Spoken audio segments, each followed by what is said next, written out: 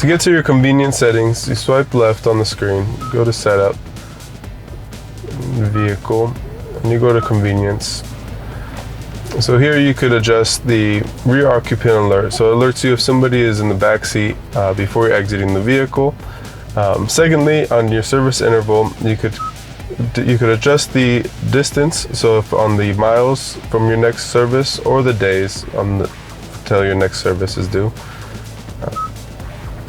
And also you could go through the oil change reminder. So when you need to, the percentage of when you need to change your oil again. You can adjust your wireless charging system on here.